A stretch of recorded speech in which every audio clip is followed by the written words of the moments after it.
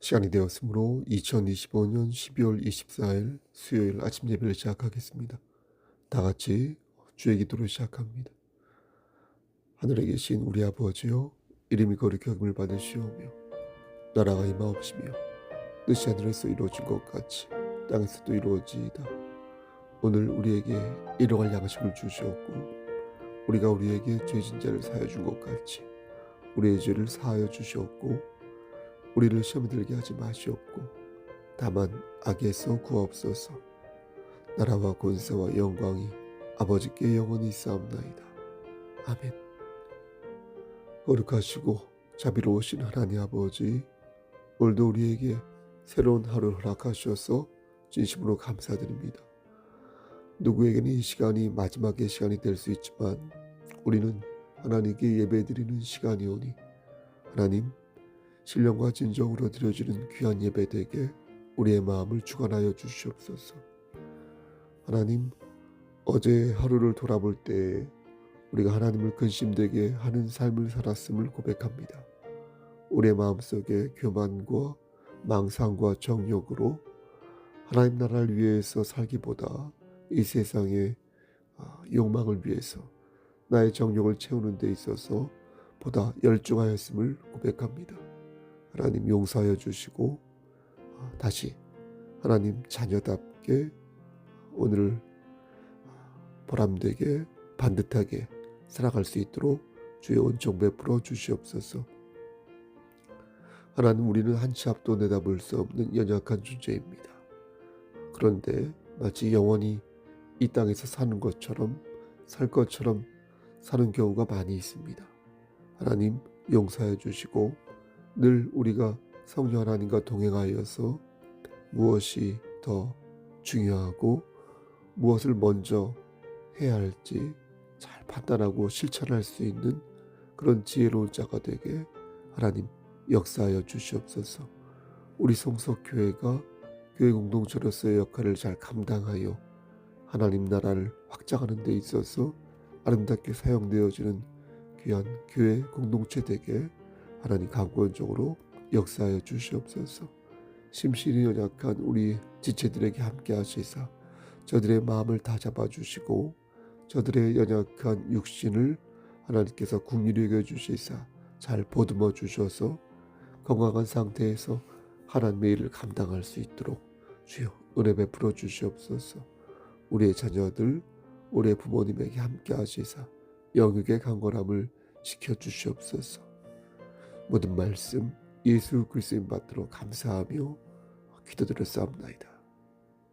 아멘. 하나님 말씀 보겠습니다. 누가복음 2장 8절에서 14절 말씀입니다. 누가복음 2장 8절에서 14절 말씀입니다. 신약성경 제 성경으로 89쪽입니다. 8절, 그 지역의 목자들이 밤에 밖에서 자기 양떼를 지키더니 주의 사자가 곁에 서고 주의 영광이 그들을 두루 비추매 크게 무서워하는지라. 천사가 이르되 무서워하지 말라. 보라, 내가 온 백성에게 미칠 큰 기쁨의 좋은 소식을 너희에게 전하노라. 오늘 다윗의 동네에 너희를 위하여 구주가 나셨으니 곧 그리스도 주시니라. 너희가 가서 강보에 쌓여 구유에 뉘어있는 아기를 보리니 이것이 너희에게 표적이니라 하더니 호련히 수많은 천군이 그 천사와 함께 하나님을 찬송하여 이르되 14절, 지극히 높은 곳에서는 하나님께 영광이요 땅에서는 하나님이 기뻐하신 사람들 중에 평화로다 하니라. 아멘. 하나님, 이 말씀을 들어 사용하여 주시옵소서. 예수님의 이름으로 기도드렸습니다. 아멘. 오늘은 12월 24일, 그러니까 성탄절 하루 전 2부가 되겠습니다. 우리는 예수님을 구주로 영접한 그리스도인으로서 하나님이 명령하신 율례와 법들을 지키기 위해 노력하고 있는데 성탄절 2부인 오늘도 예외가 아니겠습니다. 예전에는 새벽송도 돌고 오래전의 일이죠. 24일에 여러 가지 행사도 많이 하였는데 지금은 그런 추세가 아닌 것 같습니다. 여하튼 24일이 성탄절 이브이지만 그래도 어 어느 때와 여느 때와 같이 특별한 날은 아니다. 그러니까 365일 중에서 그리스도인으로서 하나님의 자녀로서 하나님의 영광을 위하여 보내는 그 날로서는 크게 다르지 않은 날이다. 이렇게 말씀드릴 수 있겠습니다. 따라서 오늘도 하나님 명령하신 율례와 법도를 지키기 위해 노력하는 하루이다. 이렇게 말씀드릴 수 있겠습니다. 비록 정욕과 오만으로 하나님을 근심되게 하는 삶을 살 때가 많이 있지만 그럼에도 우리는 하나님의 긍휼을 의지하여 하나님의 자녀로서 다시 일어서기 위해 매일 노력하며 사는 것입니다. 이러한 차원에서 우리가 생각하는 성탄의 의미는 단순히 어떤 성탄 분위기에 편승하는 것이 아니라 성탄의 본질, 성탄의 메시지 이런 것들을 생각하며 주님의 탄생을 각별하게 생각하는 날이 오늘인 것입니다. 그럼 구체적으로 우리는 예수님의 탄생을 어떻게 이해하고 또 어떻게 우리의 삶에 적용하며 살아야 하는지 생각해 보겠습니다. 다시 말씀드려서 예수님께서 이 땅에 오신 것은 명백한 사실이지 않습니까? 이러한 사실을 내 삶에 어떻게 적용하며 살아야 할지 생각해 보자는 것입니다. 오늘 본문 8절을 보면 그 지역의 목자들이 밤에 밖에서 자기 양떼를 지키더니 라고 말씀합니다. 우리가 성탄의 기쁨을 어떻게 이해하고 적용해야 할지 생각할 때 저는 그 답이 이 말씀에 있다고 생각합니다. 당시 유대 사회에서 양을 치는 목자라는 직업은 그리 환대받는 직업이 아니었습니다. 왜냐하면 당시 유대인들은 목자들이 하는 일을 부정하게 생각했기 때문입니다.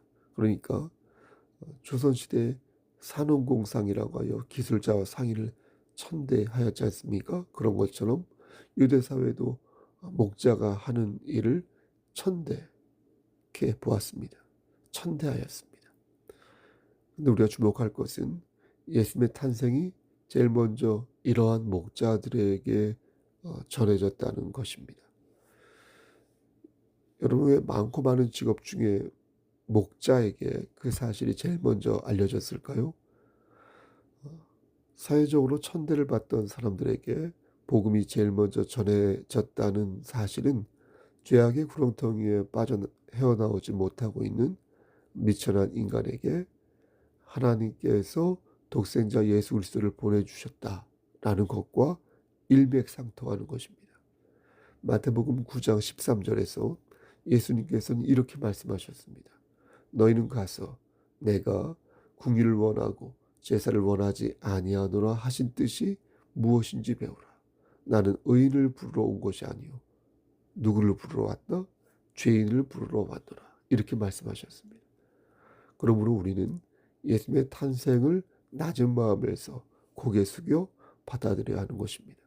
목자의 처지를 나의 처지로 생각하고 죄인의 마음으로 겸허히 예수님의 탄생을 받아들일 때 성탄이 갖는 참다운 의미를 우리 삶에서 구현해낼 수 있는 것입니다. 그러니까 우리는 의인이 아니라 죄인이었다는 것을 기억하자는 것입니다. 의인이 아니라 처음엔 죄인이었는데 주의 긍휼로 인하여 비로소 의인이 되었다는 것입니다. 이 사실을 우리가 기억할 때 주님의 탄생은 각별해지는 것이고 그렇게 할 때 성탄의 빛은 그 어떤 의미보다 각별한 의미가 되고 우리에게 큰 기쁨이 되는 것입니다. 9절 말씀을 통해서도 주님의 탄생의 의미를 찾을 수 있습니다. 주의 사자가 곁에 서고 주의 영광이 그들을 두루 비추매 크게 무서워하는지라. 주의 영광이 그들을 비추었다고 말씀하는데 여기서 말씀하는 영광은 빛나고 아름다운 영예를 말하는 것이 아닙니다. 우리말에도 영광이라는 단어가 한자에 따라 여러 뜻이 있지 않습니까? 신령할 영자에 빛광자를 쓰는 영광도 여기에 나오는 영광을 설명하는 데는 부족합니다. 그러니까 단순히 신령스럽고 성스러운 빛을 말하는 게 아니라 여기엔 더 깊고 명료한 뜻이 들어 있는 것입니다. 구절에 나오는 영광이라는 단어 있죠. 이 단어는 단순히 성스러운 빛을 말하는 것이 아니라 하나님의 임재를 나타내는 가시적인 표현이다. 여기서 사용된 헬라어가 독사라는 단어인데, 그러니까 하나님과 예수님과의 관계를 표현할 때 이 단어가 사용됩니다. 다시 말씀드려서 예수님과 하나님과의 긴밀한 관계를 가리킨다, 이렇게 말씀드릴 수 있겠습니다. 예수님께서는 탄생하실 때부터 부활하시고 하늘로 승천하실 때까지 이 영광이라는, 이 긴밀한 관계인 영광이라는 범주 안에 계셨습니다. 예수님은 아버지의 영광에 의해 다시 살아나셨고 아버지의 영광 속으로 어떻게 됐습니까? 다시 올려지셨습니다. 그리고 지금도 아버지의 영광의 우편에 계십니다. 독사. 따라서 주님은 영광의 주님이시고 우리의 종말론적 소망 또한 이런 영광 속에서 꽃을 피우는 것입니다.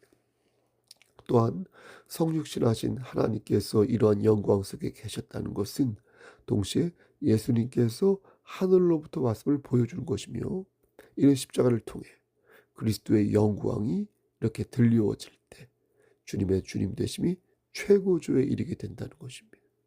근데 이런 영광을 보고 저들이 크게 무서워하였는데, 처음에 이 무서움이 심판의 무서움이었으나 천사는 곧 주님의 영광이 좋은 소식으로 왔음을 저들에게 알린 것입니다. 그 말씀이 10절 말씀이 되겠습니다. 한 번 더 봉독하면, 천사가 이르되 무서워하지 말라. 보라, 내가 온 백성에게 미칠 큰 기쁨의 좋은 소식을 너희에게 전하노라. 그리고 11절에 오늘 다윗의 동네에 너희를 위하여 구주가 나셨으니 곧 그리스도 주시니라, 이렇게 말씀한 것입니다. 사랑하는 성도 여러분, 여러분들에게 성탄절은 어떤 의미입니까? 예? 세상 사람들은 아마도 성탄절의 의미를 자본의 가치에 둘 것입니다.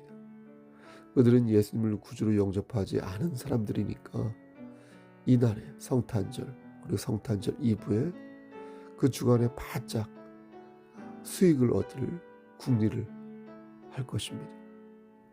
세상 사람들은 성탄절의 의미를 또 사랑을 나누는 날로 둘 것입니다. 왠지 연말 분위기도 나고 여러모로 화려하게 장식할 수 있어서 연애하는데 아주 좋은 때라고 생각할 것입니다.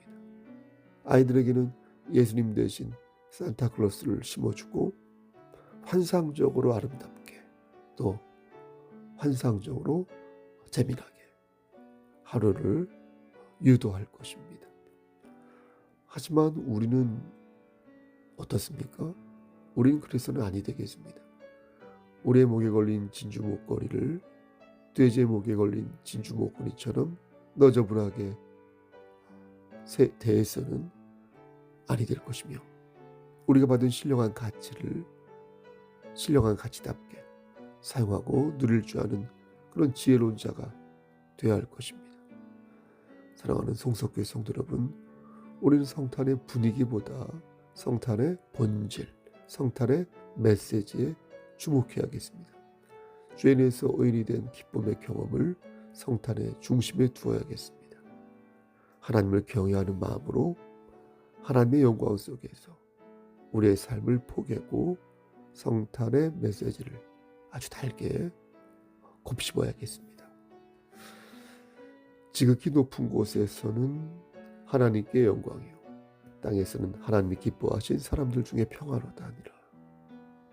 우리 모두 이러한 마음으로 예수 그리스도의 탄생을 기다리며 오늘도 하나님 기쁘시게 하는 삶을 사시기를 주님의 이름 받들어 간절히 축원합니다. 아멘.